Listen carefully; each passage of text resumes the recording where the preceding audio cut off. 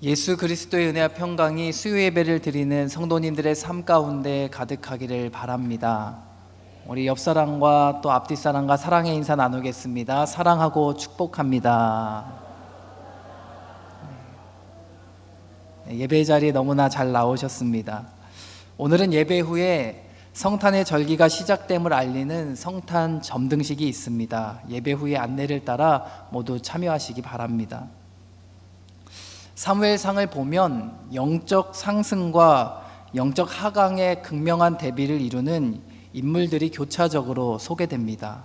엘리 제사장과 사무엘, 또 사무엘과 사울, 또 사울과 다윗이 교차적으로 소개되면서 하나님께서 믿음의 길을 떠난 사람들을 낮추시고 반면에 믿음으로 살아가는 사람을 높여주시는 장면들이 극명하게 대비를 이루고 있습니다. 이러한 인물 간의 대비는 하나님께서 매우 구체적인 비교를 통해 어떠한 삶을 살아가느냐에 따라 그 사람을 높이시고 낮추시는지를 비교할 수 있는 문학적 장치입니다. 그러므로 우리는 사무엘서에 소개되는 믿음의 사람과 믿음의 길을 떠난 사람들의 삶을 비교하면서 우리가 닮아가야 할 믿음의 자세와 닮지 말아야 할 태도를 분별해 나가는 일에 집중해야 합니다. 사무엘상의 핵심 인물은 전반부에서는 사무엘과 사울이라고 볼 수 있습니다. 그리고 성경을 읽는 독자들은 사울 왕의 다음 인물로 이스라엘의 두 번째 왕인 다윗을 손꼽습니다. 그러나 우리가 사무엘상에서 결코 잊어서는 안 되는 인물이 한 명 더 있습니다. 그는 바로 사울의 아들인 요나단입니다. 오늘 함께 읽은 사무엘상 14장의 앞장인 사무엘상 13장에는 사울 왕이 믿음의 길로부터 멀어져 영적 쇠락의 길을 걸어가는 장면이 기록되어 있습니다. 그는 시간이 흐르면 흐를수록 믿음이 변질되고 말았습니다. 처음에는 분명 하나님의 영에 붙들린 인생을 살았던 사람입니다. 그러나 시간이 흐르면 흐를수록 자기의 욕망에 사로잡힌 사람으로 변하고 말았습니다. 블레셋과의 전쟁 중에 그의 믿음의 민낯은 적나라하게 드러났습니다. 그의 삶에 위기가 찾아오자 그는 하나님을 의지하기보다는 사람을 의지하는 모습을 보입니다. 제사를 집례하는 일은 오직 제사장만이 할 수 있는 역할임에도 불구하고 그는 백성들이 흩어질 것이 너무나 두려워서 자신이 직접 제사를 집례하는 매우 큰 실수를 범하기도 했습니다. 제사의 목적이 무엇입니까?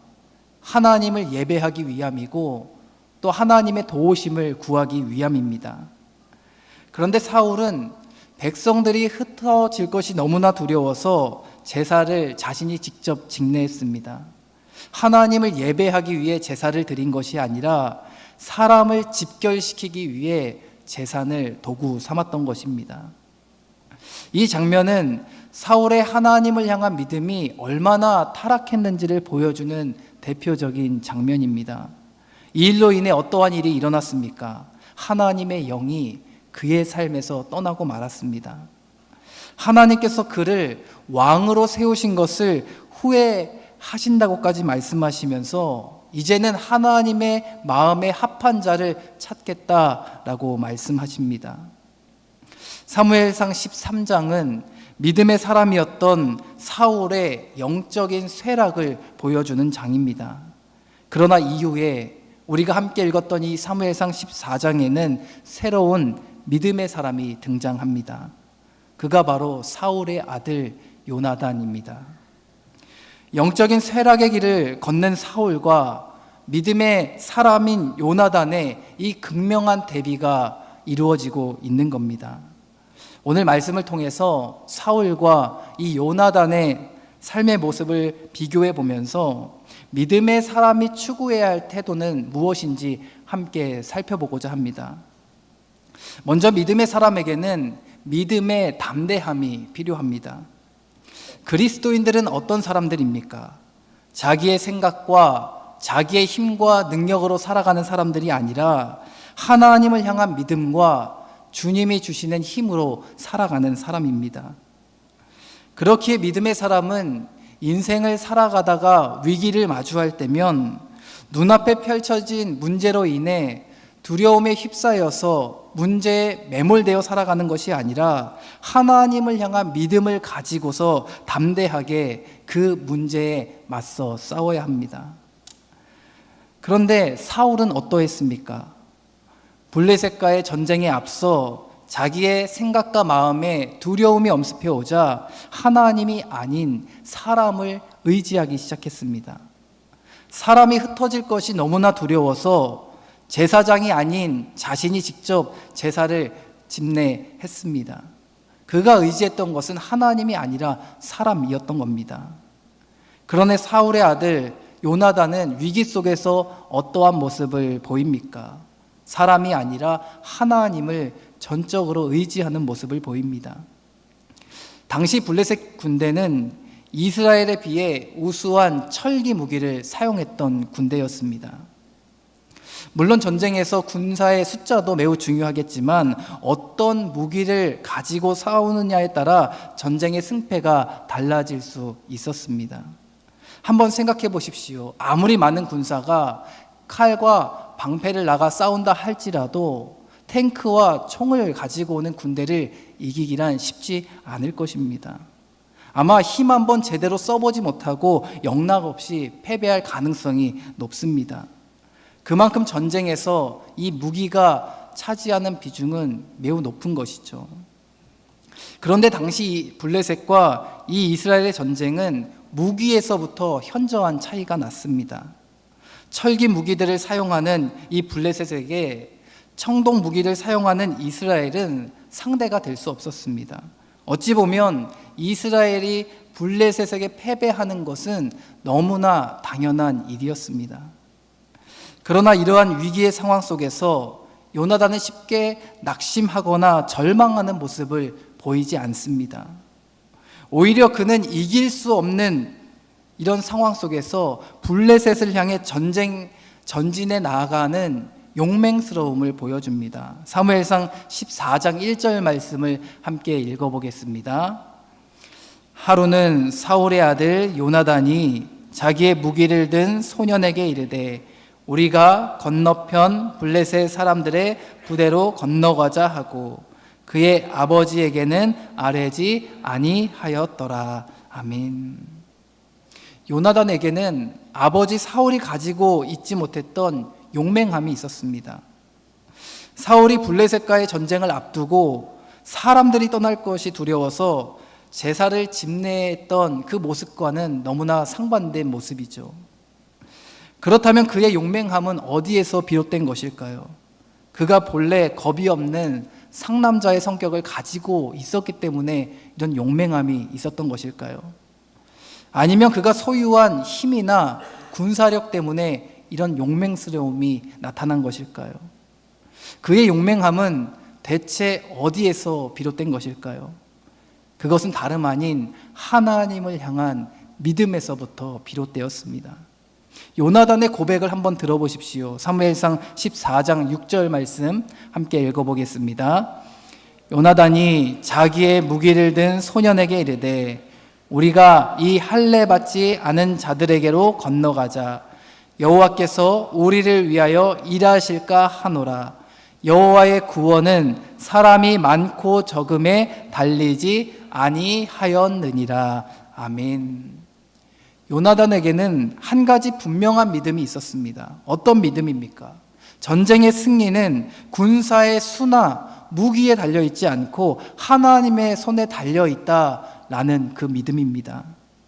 그에게는 하나님을 전적으로 신뢰하는 믿음이 있었고 하나님의 주권을 인정할 줄 아는 믿음이 있었습니다. 사랑하는 성도 여러분, 요나단의 용맹함은 자신이 소유한 힘이나 군사력에서 비롯된 것이 아니었습니다. 그의 용맹함은 하나님이 나를 위하여, 하나님이 우리를 위하여 반드시 일하실 것이다 라는 믿음에서 기인한 것이었습니다. 그리스도인은 어떠한 상황 속에서든지 사람을 의지하지 않고 또 자기의 힘이나 능력을 의지하지 않고 하나님의 힘과 능력, 하나님의 일하심을 기대하면서 담대한 태도로 나아가는 사람입니다. 바라기는 어떠한 상황 속에서도 하나님을 향한 온전한 믿음으로 인해 세상 속에서 믿음으로 담대하게 살아가는 신실한 믿음의 사람들이 다 되시기를 주님의 이름으로 축복합니다. 또한 믿음의 사람은 말씀을 선택의 기준으로 삼는 사람입니다. 요나단은 자신의 무기를 든 젊은 시종과 함께 블레셋의 전초 부대를 향해 전진해 나아갔습니다. 이때 요나단은 하나님의 뜻을 구하면서 하나님의 말씀에 순종하는 모습을 보입니다. 그는 블레셋 진영으로 나아가기 전에 하나님께 표적을 구했습니다. 그 표적이 무엇이었냐면, 만약 자신들이 블레셋 사람들에게 모습을 나타내 보였을 때 블레셋 군대가 우리가 너희에게로 갈 테니 거기서 기다려라 라고 말한다면 하나님께서 전쟁의 승리를 허락하시지 않은 것으로 알고 때를 더 기다리겠다라고 말합니다.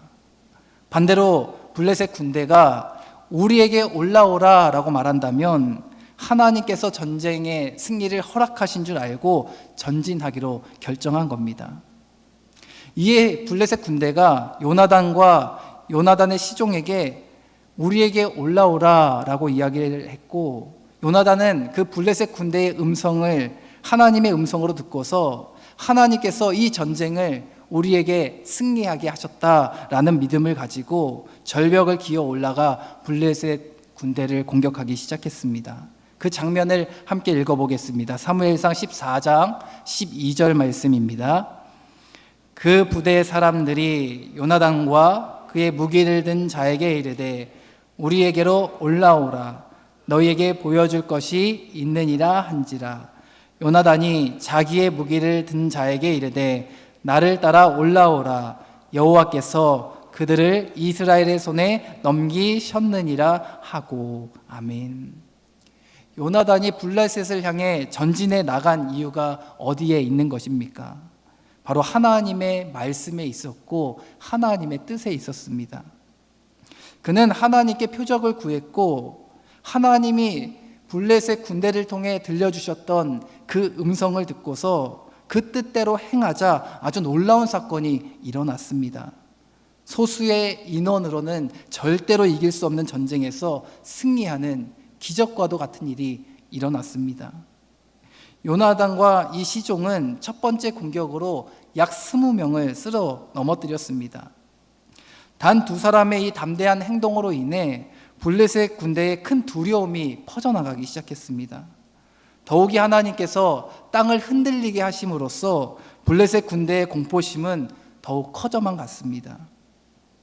이에 블레셋 군인들은 혼란에 빠져서 서로를 공격하며 도망가는 혼비백산하는 모습을 보입니다. 이 일을 통해 용기를 얻게 된 사울과 이스라엘 군대도 용기를 얻어서 함께 전쟁에 참여하게 되었고 결국 이스라엘은 블레셋을 대대적으로 물리치게 되었습니다. 여러분, 요나단이 블레셋을 공격하기로 결정한 근원적인 이유가 무엇입니까? 자기의 어떤 경험이나 판단을 앞세워서 공격하기로 결정한 것입니까? 아니면 자기의 삶의 어떤 노하우를 가지고서 이번에 공격할 것을 결정한 것입니까? 그의 결정의 기준은 오직 하나님의 말씀이었고 하나님의 뜻에 있었습니다. 그러나 사울은 요나단과는 정반대의 모습을 보여줍니다. 요나단과 시종이 이 블레셋에게 기습을 가한 후에 이스라엘 군대가 큰 승리를 거둘 수 있는 상황이 찾아왔습니다. 기세가 완전히 이스라엘에게로 넘어온 거죠. 그런데 이 중요한 순간에 사울은 자기의 리더십과 힘을 확인하기 위해서 군인들에게 금식을 명령합니다. 그가 이러한 판단을 내린 기준이 무엇일까요? 그것은 다름 아닌 자기 생각이었습니다. 하나님의 말씀을 따라 금식을 선언한 것이 아니라 자기의 생각에 따라서 금식을 명령을 선포한 것입니다. 하나님께서는 이러한 사울의 태도를 바라보시면서 내가 너를 왕으로 세운 것을 후회하노라 라고 말씀하시면서 그 이유에 대해서 매우 분명하게 가르쳐 주십니다. 사무엘상 15장 11절 말씀 함께 읽어보겠습니다. 내가 사울을 왕으로 세운 것을 후회하노니 그가 돌이켜서 나를 따르지 아니하며 내 명령을 행하지 아니하였음이니라 하신지라. 아멘. 하나님께서 사울 왕을 왕으로 세우신 일에 후회하신다라고 말씀하시면서 그 이유가 무엇이라고 이야기하십니까? 더 이상 사울이 하나님의 말씀을 따라 행하지 않기 때문이다 라고 말씀하십니다. 하나님은 이스라엘이 아말렉을 정복할 당시에 사울에게 그들의 모든 소유를 남기지 말고 모든 것을 진멸하라 라고 명령하셨습니다. 그러나 사울은 자기 생각으로 자기가 보기에 좋고 값진 것들은 남겨둔 채 쓸모없고 값없는 것들만 골라서 진멸하기 시작했습니다. 더 이상 그의 판단 기준은 하나님의 말씀이 아니라 자기의 생각이 되어버리고 만 것입니다. 이 일로 인하여서 그는 하나님으로부터 버림받게 됩니다. 하나님의 영이 그의 삶을 떠나게 됩니다.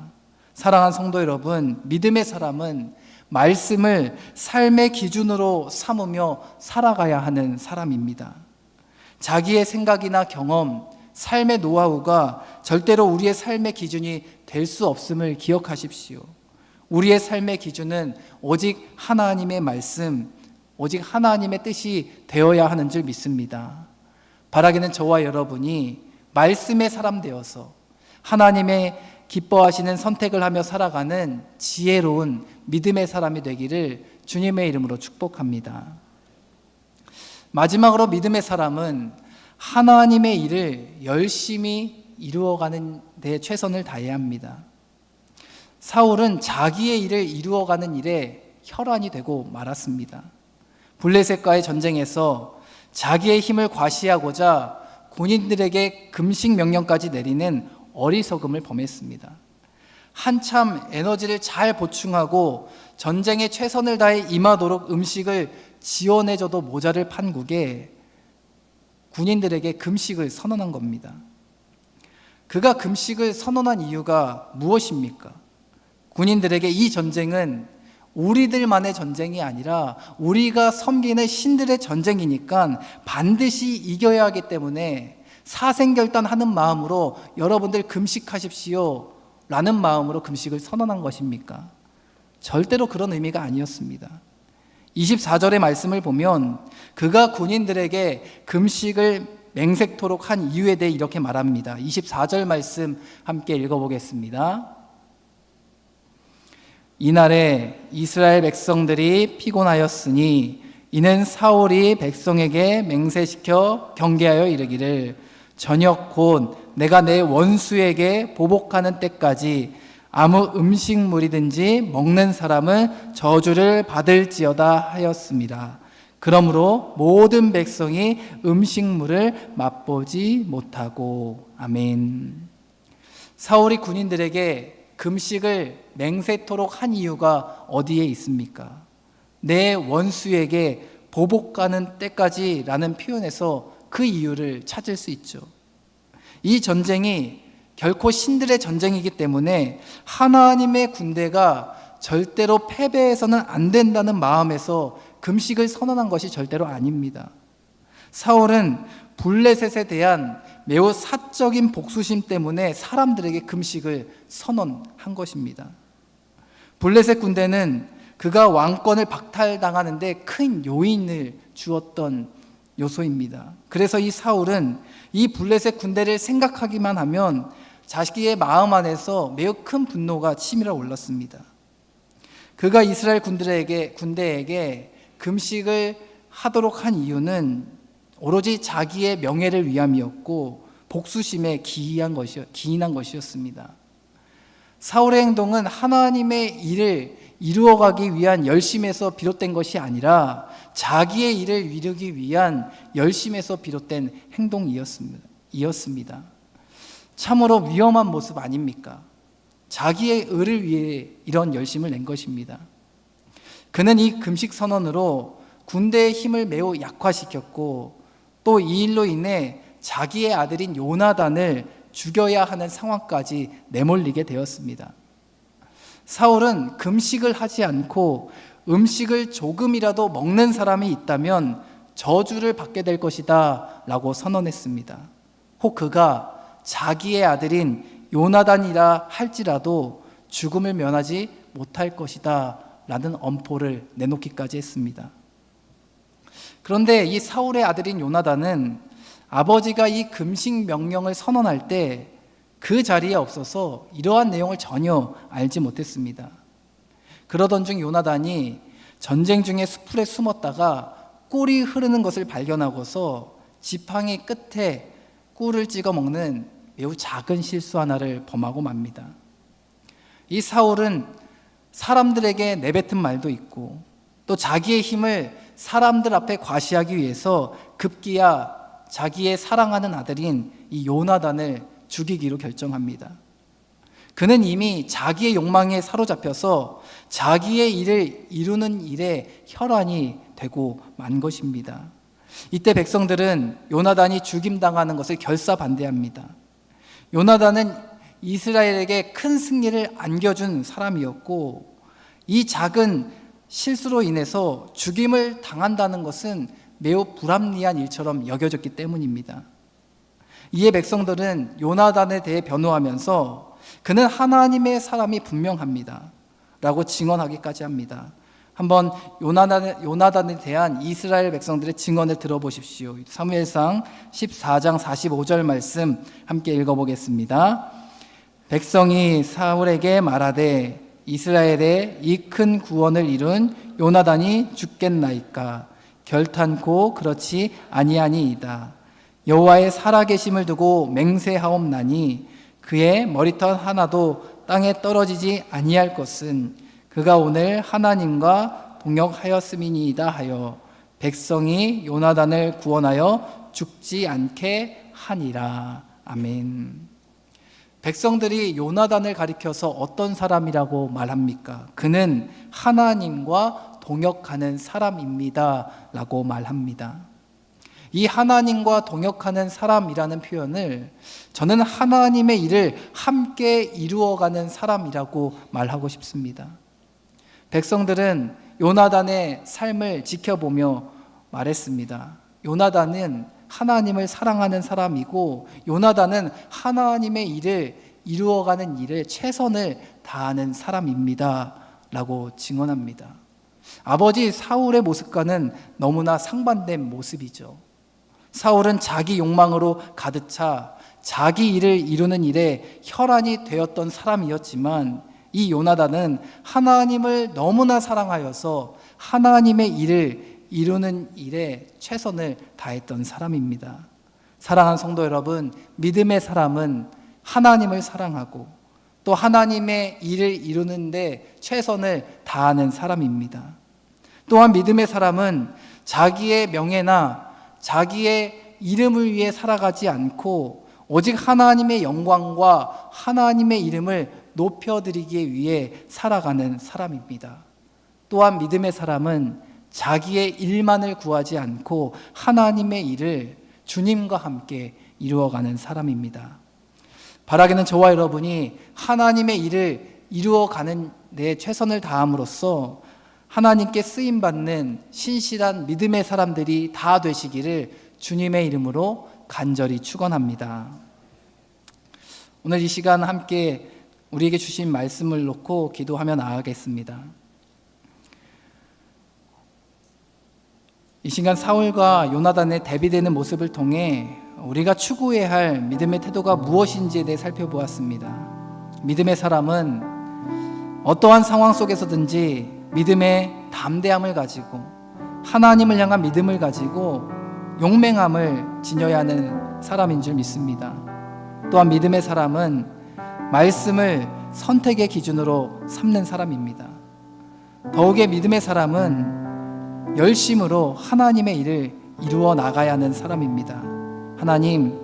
하나님이 찾으시는 그 믿음의 사람이 내가 되기를 원합니다.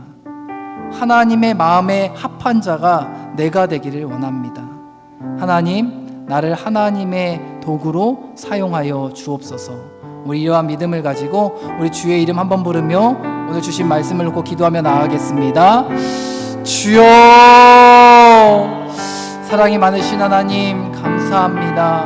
하나님, 이 시간 우리가 사울과 요나단의 삶의 모습을 비교해 봄으로써 우리가 추구해야 할 믿음의 태도가 무엇인지에 대해 함께 살펴보았습니다. 하나님, 우리가 우리의 삶의 모습 속에서 하나님을 향한 온전한 믿음이 있었는지를 점검해 보기를 원합니다. 그 믿음으로 인해 우리 안에 믿음의 담대함이 있었는지를 살펴봅니다. 하나님, 어떤 상황 속에서든지 하나님을 향한 믿음을 가지고서 담대한 태도로 살아가는 믿음의 사람들 다 되게 하여 주시옵소서. 또한 선택의 기준을 항상 말씀으로 기준 삼아 하나님의 뜻을 따라 또 하나님의 말씀을 따라 살아가는 사람 되기를 원합니다. 하나님, 우리가 하나님의 말씀을 기준 삼아 살아갈 때 하나님, 우리 안에 하나님의 말씀으로 인한 분별력 있게 하여 주시고 또 명확한 판단력 있게 하여 주셔서 하나님 말씀으로 모든 것들을 선택하며 나아가는 지혜가 있게 하여 주시옵소서. 하나님, 더욱이 하나님의 일을 이루어가는 믿음의 사람 되기를 원합니다. 자기의 이름과 자기의 명예만을 위해 살아가는 사람이 아니라 하나님의 이름과 하나님의 영광을 위해 하나님의 일을 이루는 일에 최선을 다하는 믿음의 사람 다 되게 하여 주시옵소서. 그리하여 하나님이 찾으시는 믿음의 사람 되게 하여 주시고 하나님의 마음에 합한 자가 되기 위해 늘 노력하고 애쓰는 우리 모두가 되게 하여 주시옵소서. 하나님이 찾으시는 믿음의 사람이 되기를 원합니다. 어떠한 상황 속에서든지 믿음으로 담대하게 나아가게 하여 주시고 또 말씀을 선택의 기준으로 삼는 지혜가 있게 하여 주시고 자기의 일을 이루는데 혈안이 되어 살아가는 인생이 아니라 하나님과 동역함으로 하나님의 일을 이루어가는 일에 열심을 내는 신실한 믿음의 사람들 되게 하여 주옵소서. 아름다운 찬양으로 믿음의 고백을 올려드리는 바울 남성교회를 축복하여 주시고 저들의 헌신을 기뻐 받아 주셔서 복의 복을 더하여 주시옵소서. 늘 언제나 우리와 함께 하시는 예수님의 이름으로 간절히 기도합니다. 아멘.